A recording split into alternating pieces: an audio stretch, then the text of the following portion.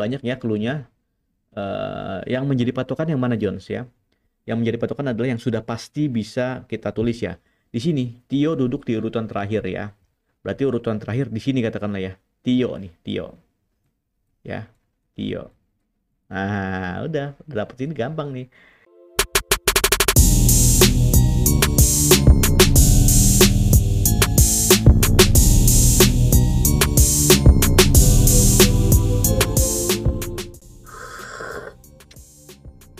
Panas. Halo Jones, apa kabar? Assalamualaikum warahmatullahi wabarakatuh. Selamat datang kembali di channel Adil Smaratea. Seperti biasa Jones, kita ketemu lagi, kita bahas soal lagi. Nah, soal yang akan kita bahas pada kesempatan kali ini adalah soal view verbal analitis ya, yang berkaitan dengan posisi duduk. Baik itu berhadapan, duduk berurutan maupun duduk melingkar. Karena beberapa teman telah japrik saya, dia bilang, Kak tolong dong bahas soal lagi yang terkaitan dengan posisi duduk, karena waktu saya tes SKD CPNS kemarin soal itu keluar gitu ya, dan teman-teman saya juga bilang itu keluar gitu kan. Nah makanya coba kita bahas lagi, siapa tahu nanti kalian yang belum tes, nanti besok mulai Senin dan seterusnya tes, soal ini bisa keluar kan, lumayan gitu ya. Oke, nah berkaitan dengan posisi duduk ya Jones ya. Jadi memang soal ini kan panjang ya ceritanya ya. Itu kalian harus cermati betul poin-poin yang ada di dalamnya, termasuk clue-clue yang disampaikan, sehingga memang butuh waktu sedikit lebih lama dibanding soal yang lainnya. Tapi terus terang, menurut saya soal ini sangat mudah untuk dikerjakan. Sangat mudah, yang penting kalian tahu cara menyelesaikannya. Nah, makanya stay tune terus dalam video ini, karena dalam video ini akan kita bahas bagaimana sih tips dan triks menjawab secara cepat dan tepat. Dan untuk kalian yang baru bergabung di channel ini, jangan lupa subscribe channel ini agar channel ini terus berkembang dan saya tetap semangat untuk terus membagikan tips dan triks lainnya kepada kalian. Oke, langsung aja biar nggak penasaran ya. Tips yang pertama ya, kita harus mencermati clue dan jadikan patokan. Maksudnya gimana? Jadi dalam soal itu kan ada beberapa clue yang disampaikan ya. Misalnya si A tidak mau duduk di sebelah si B misalnya. Kemudian si C tidak mau berhadapan dengan si D dan seterusnya. Nah itu kita cermati, kita pilih yang mana kira-kira yang jadi patokan pertama. Nah ketika kita sudah dapat satu yang menjadi patokan, maka selanjutnya kita bisa menganalisis untuk posisi duduk yang lainnya sampai ketemu jawabannya. Nah setelah itu kemudian kita perlu menggambar ya, maksudnya bersamaan sambil cari clue yang didapatkan, kemudian kita gambar gitu ya, kita analisis dengan gambar Jones. Karena apa? Dengan gambar kita bisa menganalisis dengan lebih mudah. Kalau misalnya tidak dengan gambar, maka terus terang saya pun nggak nyampe otak saya untuk menggambar dalam sebuah pikiran gitu. Jadi harus dalam sebuah kertas, kemudian kita analisis gitu ya. Kan nanti kan dikasih kertas buram ya. Oke. Selanjutnya setelah itu, jika kalian ketemu jawabannya, maka segera move on ke soal berikutnya. Jadi misalnya nih ya, kan ada 5 opsi jawaban. A salah, kemudian B benar gitu ya. Ya sudah, kalian tidak perlu lagi menganalisis opsi jawaban C, D, dan E, karena kalian hanya buang-buang waktu gitu ya. Ketika kalian sudah yakin dengan jawaban B, ya sudah, lewat saja. Kalian harus hemat waktu, karena sekali lagi saya sering sampaikan kepada kalian, kalian hanya punya 100 menit untuk 110 soal. Makanya concern saya di berbagai video yang ada di dalam channel ini adalah bagaimana kalian bisa menjawab dengan cepat, menghemat waktu gitu ya. Oke, biar gak penasaran Jones, langsung aja kita coba kerjakan 3 soal berikut ini ya. Soal yang pertama, kita baca dulu. Sekelompok karang taruna ya sedang mengadakan rapat persiapan turnamen internal di lingkungannya. Mereka yang terdiri dari Adios, Aris, Bayu, Diah, Puput, Reoni, Rista, dan Selvi duduk berhadapan pada 4 meja. Dengan ketentuan sebagai berikut. Nah, ini clue-nya banyak nih ya. Clue-nya banyak, nanti kita cari patokan yang pertama itu yang mana ya. Pada setiap meja hanya ada 2 orang yang duduk berhadapan. Laki-laki dan perempuan tidak boleh duduk bersebelahan. Meja C terletak paling kiri, sedangkan meja B terletak di antara meja A dan D. Selvi duduk di meja C. Aris tidak mau duduk di sebelah Reoni. Reoni duduk di meja D yang letaknya 2 meja di kanan A. Diah duduk di kursi kedua sebelah kanan Puput. Bayu duduk berhadapan dengan Selvi. Siswa yang duduk berhadapan di meja B adalah... Nah ya, jadi ini clue-nya ya. Nah ini clue-nya banyak. Nah kira-kira yang mana yang jadikan patokan? Coba kita gambar dulu ya kira-kira ya. Kita gambar, kalau gambarnya itu kan... dia ada 4 meja ya, kira-kira gini ya. Oke, kita bikin dulu.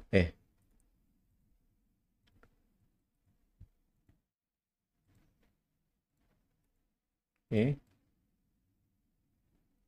jadi berapa? 4 meja ya. Oke, kita bagi dua ya.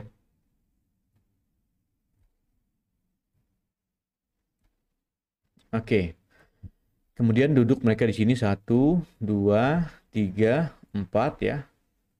Kursi 1, 2, 3, 4 saling berhadapan. Nah, mana nih yang jadi patokan nih? Dua orang duduk berhadapan ya, ini masih belum bisa. Laki-laki perempuan tidak boleh duduk bersebelahan ya, ini bisa nih. Jadi kalau nggak boleh bersebelahan kan berarti masing-masing sederet itu antara laki-laki perempuan ya. Misalnya di sini adalah laki-laki ya, di sini adalah perempuan. Oke. Meja C terletak paling kiri. Nah, ini kita jadikan patokan ya. Meja C terletak paling kiri ya. C berarti di sini ya. Nah, sedangkan meja B terletak di antara meja A dan D. Terletak di antara meja A dan D. Berarti kan meja B di sini ya. B di sini. A dan D berarti di sini A atau D ya, kita nggak tahu ya. Di sini juga A atau D ya, di antara meja A dan D gitu aja ya, bisa saling tukar nih antara A dan D. Nanti kita lihat. Selfie duduk di meja C. Ini patokan juga nih ya. Langsung di sini tulis selfie. Selfie tadi di perempuan ya. Selfie di sini. Selfie. Oke, dapat nih patokan berikutnya. Aris tidak mau duduk di sebelah Reoni. Ya, kita belum bisa ya. Reoni duduk di meja D yang letaknya 2 meja di kanan A. Reoni duduk di meja D yang letaknya 2 meja di kanan A. Tadi kan D ya. A atau D di sini ya. D yang letaknya 2 meja di kanan A, berarti A di kanannya 2 meja, berarti di sini D ya. Ini kita coret ya. Yang di sini kita coret. Berarti D-nya paling kanan ya. Reoni duduk di meja D, berarti sini Reoni. Rioni. Oke. Oke. Dia duduk di kursi kedua sebelah kanan Puput. Kursi kedua sebelah kanan Puput, berarti kan harusnya Puput di sini ya, supaya Puput punya 2 kursi di sebelahnya ya. Oke. Dia berarti di sini ya. Nah, kemudian sisanya yang cewek, yang perempuan siapa? Di sini Risna ya. Nah, udah lengkap nih cewek nih. Sekarang tinggal yang cowok. Bayu duduk berhadapan dengan Selfie. Di sini Bayu ya. Bayu ya. Bayu. Kemudian apa lagi? Siapa lagi? Aris tidak mau duduk di sebelah Reoni. Berarti Aris di sini ya. Nah, karena dia nggak mau duduk di sebelah Reoni. Mungkin lagi marahan kah atau apa gitu ya. Sisanya berarti siapa? Sisanya berarti Adios. Sudah dapat jawabannya. Yang duduk berhadapan di kursi B adalah antara Adios dan Krisna. Sini ya. Nah, udah. Oke, simple ya, gampang. Karena ya kita tinggal tinggal mencari clue yang menjadi patokan saja, terus ikuti clue-clue lainnya, maka nanti lama-lama ketemu sendiri gitu ya. Yang penting gitu caranya, yang penting kita gambar ya. Oke, kita lanjut ke soal berikutnya ya. Apa nih? Soal duduk berurutan ya. Dalam sebuah ruangan terdapat 6 peserta beasiswa yang sedang duduk berurutan menunggu tes wawancara ya. Mereka adalah Hartanto, Yusuf, Nirina, Syarif, Tio, dan Titi. Dalam sebuah kesempatan, Titi tidak duduk bersebelahan dengan Syarif atau Nio. Nirina duduk di dekat Tio. Titi duduk di dekat Yusuf dan Yusuf duduk di sebelah Nirina. Syarif tidak ingin didahului oleh Hartanto dan Hartanto duduk di sebelah Titi. Tio duduk di urutan terakhir. Siapa yang duduk di urutan kedua? Oke, kita gambar. Misalnya di sini ruang wawancara ya, pintu ya. Di sini kemudian ruang tunggu ya. Mereka berurutan dulu sini 1, 2, 3, 4, 5, 6 ya. Jadi biasanya di ruang tunggu itu mereka duduk berurutan, nanti dipanggil masuk ke ruang wawancara ya. Ini pintu lah katakanlah ya. Ini pintu. Oke. Tadi apa? Banyak ya clue-nya. Yang menjadi patokan yang mana Jones ya? Yang menjadi patokan adalah yang sudah pasti bisa kita tulis ya. Di sini Tio duduk di urutan terakhir ya. Berarti urutan terakhir di sini katakanlah ya. Tio nih, Tio. Ya, Tio. Nah, udah dapet ini gampang nih. Apalagi yang berkaitan dengan Tio ya. Nirina duduk dekat Tio. Oke, Nirina di sini ya. Nah, terus apa lagi yang berkaitan dengan Nirina dan Tio? Em, oke, apalagi nih? Titi tidak duduk bersebelahan dengan Syarif atau Tio. Nirina duduk dekat Tio. Titi duduk dekat Yusuf. Yusuf duduk di dekat Nirina. Ya, Yusuf di sini ya. Yusuf di sini. Kemudian Titi duduk dekat Yusuf. Berarti Titi di sini kan? Nah, gampang nih.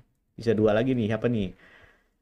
Syarif tidak ingin didahului dengan Hartanto. Hartanto duduk di sebelah Titi. Di sini Hartanto, ya. Har aja ya, Har. Berarti depannya adalah Syarif.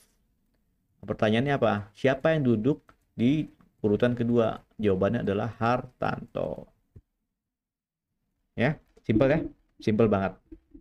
Jadi sangat mudah. Jangan artinya kalian ketika baca soal ini panjang gitu ya, jangan langsung kalau apa anak zaman sekarang kena mental ya, jangan ya. Supaya kalau kalian kena mental kan takutnya nanti langsung wah susah nih mindset kita, wah susah nih, berat nih. Udahlah skip aja lah, jangan ya. Jadi memang soal ini sangat gampang dan harus dikerjakan gitu ya.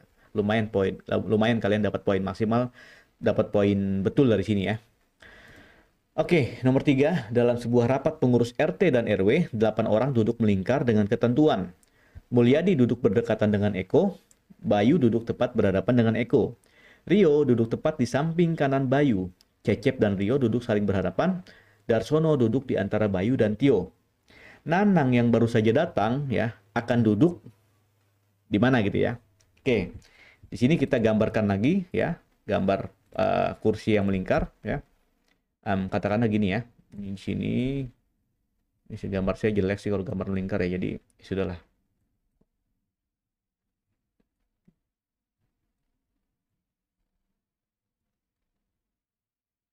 Ini kira-kira ya mejanya ya, meja bundar ya, konferensi meja bundar. Oke, ini kursinya ya. Oke, nah kita lihat clue-nya, yang mana yang kira-kira bisa dijadikan patokan. Mulyadi duduk berdekatan Eko, Bayu duduk tepat berhadapan dengan Eko, Rio duduk tepat di samping kanan Bayu, ya. Cecep dan Rio duduk saling berhadapan, Darsono duduk di antara Bayu dan Tio. Yang mana aja bisa sih ya. Coba kita ambil yang ini ya.